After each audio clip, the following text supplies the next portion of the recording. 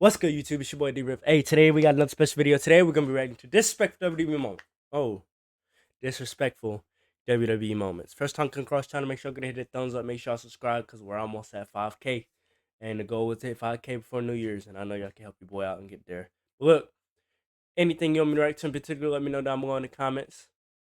But before we start, we already know CM Punk has made his return to WWE. Y'all let me know if y'all think it's gonna work out. I think it's gonna work out, but I think he's gonna have some backstage problems with a couple people. But I think it's gonna eventually work out because I feel like he's a little bit more matured, even though he just had a problem with AEW backstage. But this is WWE, and he actually knows these people a lot more than he knows AEW people. He's molded a lot of them. Even Seth Rollins said he helped him a lot in his early career with the Shield and all that kind of stuff. But look, Seth Rollins and CM Punk got some beef going on. But hopefully the clip that we saw of Seth Rollins during CM Punk return, hopefully that was a part of a storyline that's coming up here soon, because there's cameras everywhere, so somebody was going to get that reaction of Seth Rollins regardless. So hopefully it's part of a storyline upcoming. I really hope so. And maybe WrestleMania we can see Seth Rollins versus CM Punk for the World Championship. I'm gonna be there at WrestleMania, so it makes me happy that I get to see Randy and CM Punk, because I still haven't seen those two yet. But look, without further ado, let's get into this video. Be real, but it's not as scripted as you might think. Wrestlers have done some truly disrespectful stuff, and some of them have even led to real fights. First though, you need to decide who is wrong in this situation. At WrestleMania 27, there was only one women's match, a 6-person mixed tag team match. This meant the majority of female WWE wrestlers weren't gonna get a spot on the biggest show of the year. To make matters worse, two of the competitors in the match were reality TV star Snooki and Trish Stratus, who was not wrestling full-time. This made a lot of female wrestlers who were full-time members of the roster pretty upset, including John Morrison's girlfriend at the time, Melina. Morrison was mad about this too and vented his frustration by not hugging Trish Stratus after they won the match. Trish was so upset about the snub, she and Morrison actually got into an argument backstage. Stratus accused Morrison of being unprofessional and taking a moment from the fans. Morrison responded by saying Trish was taking a spot from a full-time member of the roster. Stratus talked about the incident years later in an interview, and it doesn't sound like she and Jomo have patched things up. Thankfully, this incident did not lead to a fight, but some have, and we'll be getting to that soon. But why does he have to hug her? This incident, I know she reached her arm out, but it would have made more sense for him to go on that side anyway.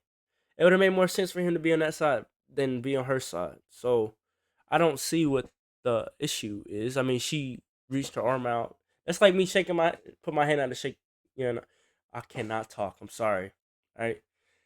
That's like me reaching my hand out to shake your hand, and then you walk the other way.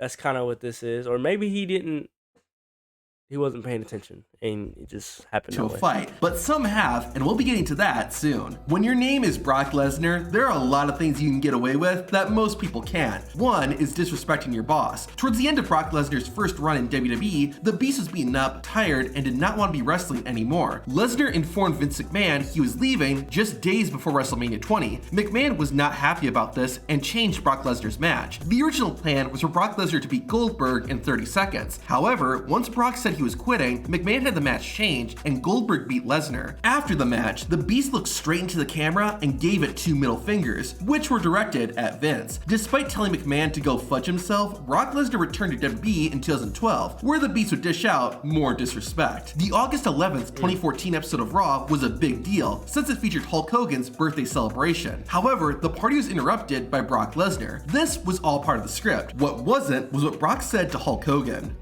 "Party's over, Grandpa." Hogan actually took offense to this line and would get defensive over it. So Brock Lesnar, you need to bite your tongue when you start throwing my name around. What? I mean, it fit his character. I mean, I don't understand how that's disrespectful. I mean, Hulk Hogan is old enough to be a grandpa. He's like 70 something. All right, Hulk. I'm getting tired of hearing it. You know, this is all entertainment. You know, we're supposed to have fun with it, but when he starts throwing my name around, with my wife and my kids, he's crossing the line.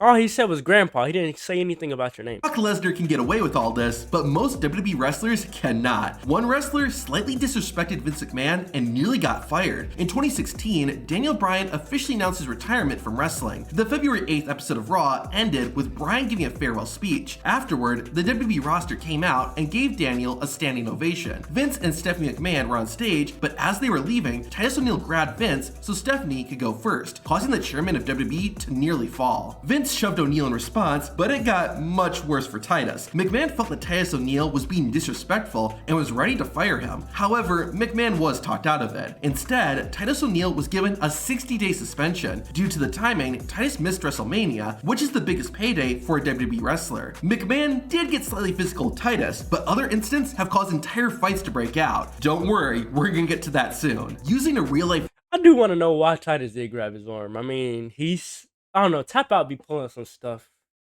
out of places that don't make sense. But I doubt that it was to let Stephanie go first if Vince was already walking in front of her the whole time. I mean, it wouldn't have made a difference. Why? I don't know. Maybe he was trying to get his attention to tell him something. I don't know. death in a WWE storyline is risky, but WWE has done it multiple times. Eddie ain't in heaven. Eddie's down there in hell. While it can be debated whether this is right or wrong, WWE usually gets the okay from the deceased talent's family members. However, there was one incident where they did not. Reid Flair, Ric Flair's youngest child, passed away in 2013 at the age of 25 due to drug overdose. Over 2 years later, Reid's sister Charlotte was in a feud with Paige. During the contract signing for their match, Paige said this. Who's your little baby brother? He didn't have much fight in him, did he? Oh, come on. Both Ric Flair and Reid's mother were not told Paige was going to say this and were furious that it happened. WWE, for their part, did apologize. Brock Lesnar isn't the only person who has mocked and disrespected Hulk Hogan, but you could argue that Hogan was in the right with this next incident. In 2005, Shawn Michaels attacked Roddy Piper and then challenged Hulk Hogan to a match at SummerSlam, which the Hulkster accepted. On TV, it seemed like a simple WWE storyline, but backstage, things were much different. Michaels did not like being a bad guy, and there was no clear plan on how the story would unfold. HBK wanted to have 3 matches with Hulk Hogan, with Hogan winning 2 and Shawn winning 1. The Hulkster didn't want any of that and wanted just 1 match where he would win. Ultimately, Hogan got his way, but Shawn Michaels wasn't going to let it go that easily. Once Hulk Hogan and Michaels had their SummerSlam match, HBK made a mockery of the Immortal One by overselling the Hulkster's offense. While Shawn Michaels was being disrespectful, this still has to be one of the funniest WWE matches of all time. Because he's Mr. WrestleMania, Michaels was not punished after the match, and Hulk Hogan didn't try to get even. However, when this I mean, I guess that's the way to be petty during the match is just oversell everything. Because him, Ric Flair, Triple H, they used to oversell everything. But look, speaking of Ric Flair and Shawn Michaels, Ric Flair recently said in an interview on Club Shay Shay, Shannon Sharp's podcast, he said that Shawn Michaels is the greatest wrestler of all time. He said he's better than him, except for on the mic. He's not better than him on the mic, but he said in the ring, he's better than him. So, do y'all agree that Shawn Michaels is the greatest wrestler of all time? Let me know what y'all think. This wrestler got disrespected, he made sure to get even in the most painful way possible. In 1997, the NWO mocked one of the most legendary factions in wrestling history, the Four Horsemen. Each NWO member impersonated one of the Horsemen, and Kevin Nash dressed as Arn Anderson. You know something? It's pretty ironic that on Labor Day, WCW would decide to honor me because anybody that's followed my career knows one thing. Y'all was wondering when I was gonna go into labor. Nash and the crowd may have thought it was funny, but Arn Anderson did not. He felt the impersonation like drinking habits. Anderson was retired at this point, so Double A had to bide his time, but eventually an opportunity for payback presented itself. Over 2 years after Kevin Nash's disrespectful impersonation, Big Sexy was wrestling a match against Bret Hart. Arn Anderson had to perform a run-in, and he told Kevin Nash exactly what he thought of Big Sexy's he hit him in the back of the head without with a saying crowbar. It's not just the male wrestlers that are Like the pointy part. Look. exactly what he thought of Big Sexy's impression without saying it's not just the male wrestlers that are disrespectful. Well, that part got copyrighted, so we didn't get to hear the rest of it. Just know that part got copyrighted. It happened to me before. It happens to me all the time, actually. Respectful. Female wrestlers do it too. In 2021, the SmackDown Women's Champion, Becky Lynch, was drafted to Raw, while the Raw Women's Champion, Charlotte Flair, was drafted to SmackDown. Behind the scenes, Lynch and Flair had a strained relationship, but they had been able to keep it private. That was until the two met face to face to exchange titles. Flair went off the script and dropped the Raw Championship in an attempt to devalue the title Becky Lynch was about to receive. Lynch was furious and went off script too. Becky threw the SmackDown belt at Charlotte, which Flair let fall to the mat as well. Everyone looked bad, and Michael Cole even gave a facepalm as it unfolded. Not only did both women disrespect each other, but they'd also disrespected the championships by treating them like toys. Once Becky and Charlotte got backstage, they got into a heated argument. Charlotte was then asked to leave the arena early to avoid having the situation get even worse. While Lynch and Flair didn't get physical, some wrestlers have, and we'll be sharing that very soon. Considering he's the world's strongest man, it's honestly kind of surprising that anyone would disrespect Mark Henry. In 1998, Mark Henry was walking towards the ring for a match when Triple H taunted Henry by dancing like a monkey. It's a good thing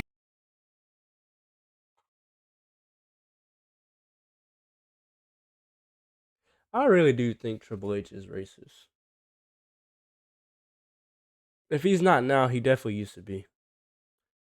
This is not the first clip I've seen him do something like that or say something. That is OD. he was walking towards the ring for a match when Triple H taunted Henry by dancing like a monkey. It's a good thing Triple H wasn't in the match. Otherwise, he would have likely earned himself a receipt. Years later, Triple H's father-in-law would pull a prank on Henry that the world's strongest man did not find funny in the slightest. In 2011, after WWE had finished filming an episode of SmackDown, Mark Henry was told to go out to the ring for a match against Sin Cara. However, Sin Cara never came out. Henry was out there for so long that fans started to leave. The world's strongest man eventually realized he wasn't gonna have a match and went backstage, where he erupted. Mark Henry was furious that he'd been pranked and felt that Vince McMahon had disrespected him. Henry was so upset, in fact, he was ready to quit. McMahon later apologized, but said the anger Mark Henry displayed would make for a great character. This evolved into the Hall of Pain storyline that led to Henry becoming a world champion. That would make me mad too, bro. I'm going out to the ring, wasting my time walking out there, got dressed, got warmed up and everything.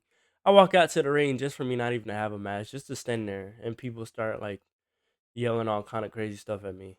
That would make me mad too.